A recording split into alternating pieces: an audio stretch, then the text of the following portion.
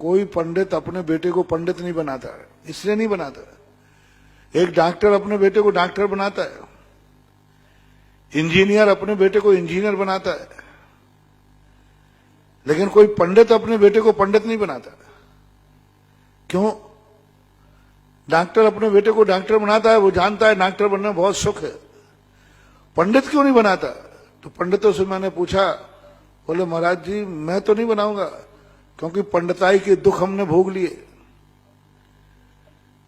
इधर पैसे लो तो कहते हैं पंडित होके पैसा ले रहा है, उधर बाल बच्चों को क्या क्या खिलाएं पिलाएं बताओ। बीमार हो जाए तो कहां से पैसा लाएं? कम से कम सरकारी चौके। एक पंडित जी थे, उनके घर में बीमारी हो गई। एक महाराज ने उनसे कहा था कि देखो तुम पाठशाला नहीं छोड़ना जिंदगी में। उन्होंने वचन दे दिया। मैं राजस्थान में आया, राजस्थान की घटना, 1500 रुपया मिलते थे उनको आज के समय महीने से।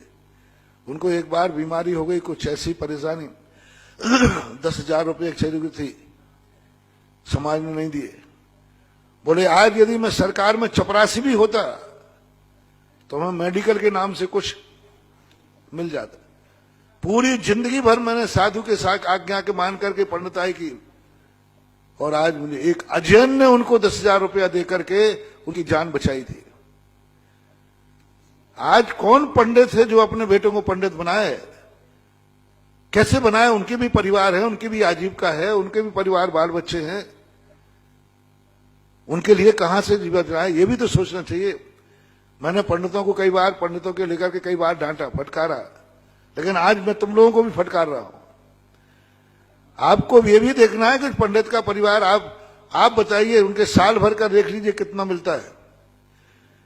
एक 10-10, 20-20 साल के पंडित हैं, आज अपना एक मकान नहीं खरीद पा रहे।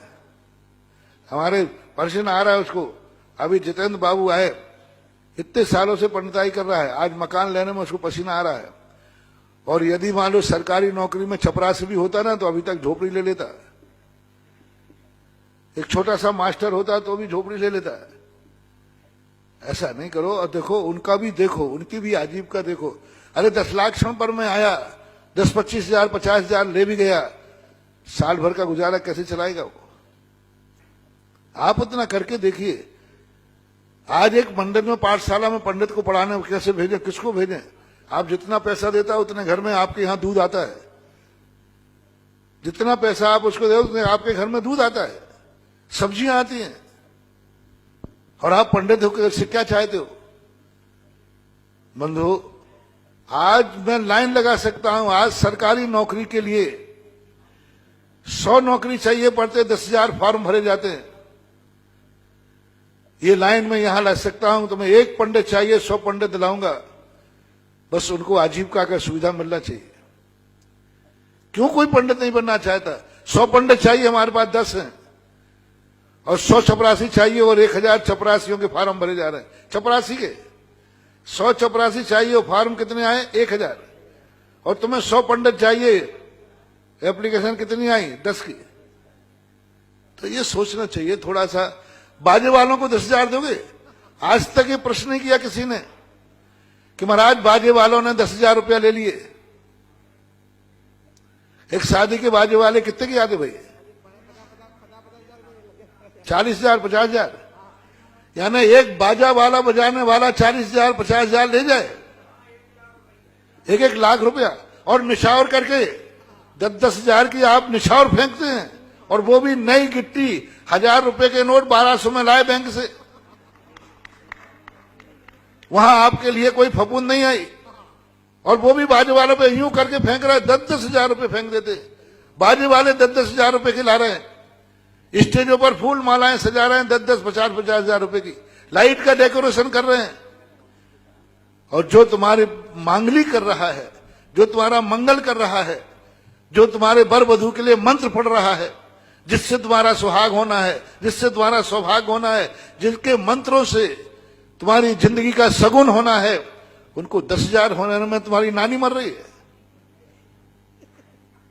10,000 रुपया देने में तुम्हारे लिए पसीना आ रहा है, और बाजे वाले तुम्हारे 10,000 लेके गए, शराब पियेंगे। पूछो क्या क्या करते? यानी वहां आपका विचार नहीं जा रहा है। और यहां पर एक पंडित ने ले लिया, उसकी अजीब का देखो, उसका देखो क्या है, शादी ब्याह में लिए हैं। यही प्रश्न तुम पंचकर्णा का करते तो शायद मैं इतना नहीं बोलता। हाँ, यदि तुम कहते महाराज जी पंडित जी विधान के 10,000 ले गए तो शायद मैं पंडित को डांटता, लेकिन वो प्रश्न किस पे किया तुमने? आप बताइए, आपके फिजूल के शौक के खर्च उस शादी में कितने हुए? भोजों में 10-10, 20, 25, 50 आइटम बनते हैं, 10,000 रुपया यूं फेंक देते हैं। मिठिया बनाने वाला 10,000, 20,000 रुपया ले गया। कितने फिजूल के खर्च है? उनके खर्चों में शादी ब्याह का यदि पंडित पैसा ले रहा है, कोई बुराई नहीं कर रहा है, क्योंकि 40% से ऊपर ज्यादा शादी ब्याह में वेस्टेज, व्यर्थ का खर्च होता है। इसलिए कोई बाधा नहीं, मैं आपकी बार 10,000 से थोड़ा फीस बढ़वा दूंगा, जितने मेरे। क्यों? मंत्र पढ़ना है, सम्यक मंत्र पढ़ा लो 3,000 रुपए में, मिथ्या मंत्र पढ़ा लो। अपने वर वधु, बेटा वधु को मिथ्यात्व का संस्कार देखो, मर करके मिथ्या दृष्टि में जाएंगे, मिथ्यात्व में जाएंगे, मिथ्यात्व में पढ़ेंगे। तुम्हारा निर्णय तुम्हारे हाथ में। डॉक्टर अलग अलग हैं, 5 रुपये वाला डॉक्टर भी इंजेक्शन लगाता है, और 5,000 रुपये वाला है, आप जिससे कराना हो करा लो, 5 रुपये वाले से करा लो। इस हाथ में फ्रैक्चर है, प्लास्टर यहां बांध देगा, करा लो, कौन मना कर रहा है? 5 रुपये में बताया 50। डॉक्टरों की अलग अलग कीमत क्यों होती है? उसका वैल्यू होती है। जैसे डॉक्टरों की अलग अलग वैल्यू होती है, 5 रुपये में भी करने वाले हैं वही इलाज, बीमारी वही है, और वही मरीज जब दूसरे अस्पताल में पहुंचा तो 5,000 रुपये लग गए। क्यों? बीमारी एक है, डॉक्टर ने अलग अलग लिया। जिस प्रकार डॉक्टर अलग अलग हैं, यहां पंडित भी अलग अलग हैं। 3,000 वाला पंडित 3,000 के हिसाब से है, 10,000 वाला 10,000। वो मिथ्या वचन पढ़ रहा है, मिथ्या मंत्र पढ़ रहा है, मिथ्या कल्पना कर रहा है, और ये सम्यक मंत्र पढ़ रहा है, सम्यक मंगल कर रहा है। निर्णय आपके हाथ में।